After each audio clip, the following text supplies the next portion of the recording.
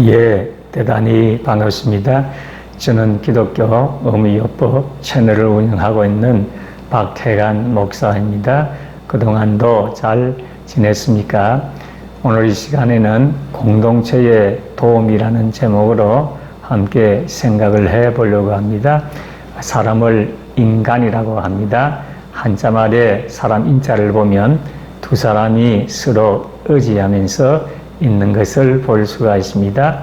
그리고 간자는 사의 간자로 매일마다 문을 들락날락 하는 것을 상징화하고 있습니다. 그러니까 사람은 인간이기 때문에 홀로서는 살 수가 없습니다. 덕불장군이라는 말이 있듯이 혼자서는 장군이 될 수가 없는 것이지요.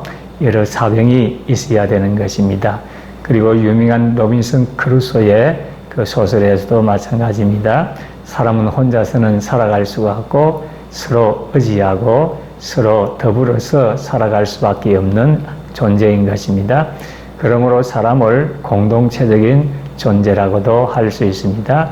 그러므로 우리가 가족이라는 공동체 또는 직장이라는 공동체 또 사회라는 또 국가라는 공동체 속에서 살아갑니다.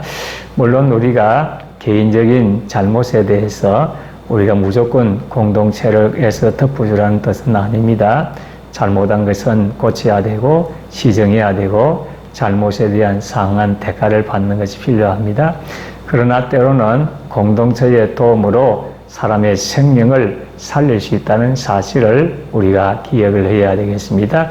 프랭클이 이런 경험을 고백을 하고 있습니다. 그가 아우슈비츠 수용소에 있을 때에 수용소 내에서는 조그마한 잘못이나 거짓말도 허용하지를 않았습니다.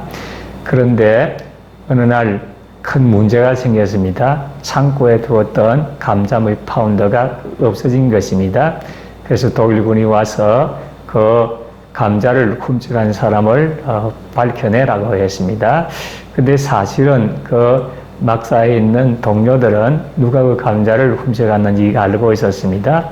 그럼에도 동료애 때문에 말을 할 수가 없었습니다. 왜냐하면 만약에 그 동료를 지적하게 되면 그 동료는 반드시 죽을 것이기 때문이었습니다.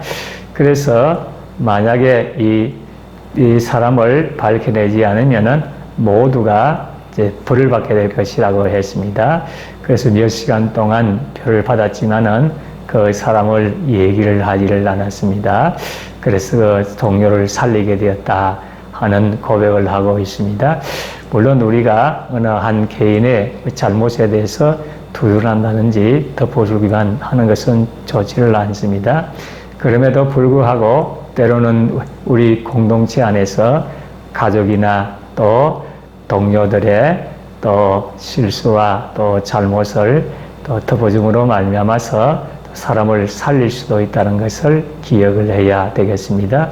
무엇보다도 한 사람의 부족한 면을 채워주고 또 한 사람을 돕기 위해서 여러 사람들이 조금씩이라도 협력하고 도와주게 될 때에 그 사람의 생명을 살리게 되고 그 가족을 또 가정을 살릴 수 있는 기회가 될 수도 있다는 것을 기억을 하게 되시기를 바랍니다. 지금 내가 속해 있는 공동체, 가정이나 또 직장이나 또 사회나 국가에 있어서 고통을 당하고 어려움을 당하는 사람이 있지를 않습니까? 그 사람에게 필요한 도움이 무엇입니까? 우리가 조그마한 도움을 합치게 되면 큰 힘을 발휘하게 되어질 것입니다. 그래서 그 사람을 도와서 사람을 살리는, 생명을 살리는 일에 협력을 할 수 있게 되기를 바랍니다. 그래서 우리의 가족이라는 공동체, 또 직장이라는 공동체, 사회라는 공동체, 국가라는 공동체가 모두가 잘 되는 일들이 생기게 되기를 진심으로 소원합니다. 끝까지 시청해 주셔서 대단히 감사합니다. 평안한 하루를 보내시기 바랍니다. 감사합니다.